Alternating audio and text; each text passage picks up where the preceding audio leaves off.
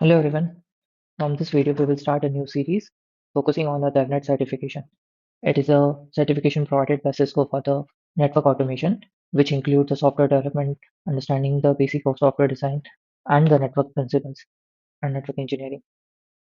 And who should take this exam? It is a certification who wanted to transition into DevOps role, or they are into networking and move into automation part for network engineers.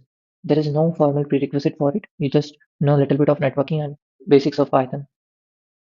It is again associate level exam. If you have completed your CCNA, you can opt in for this exam. Let's check the syllabus. It is 120 minutes exam. You can give online as well as any exam center. The syllabus is divided into 6 parts. Software development, where we learn the different software development methods, then understand the Git. Then in next section we understand the APIs, how to use API using Python. Then Cisco platform, how to read their SDKs, how to interact with their products using the API. Then application development and security, how to deploy the apps and how to maintain the security. Infrastructure and automation.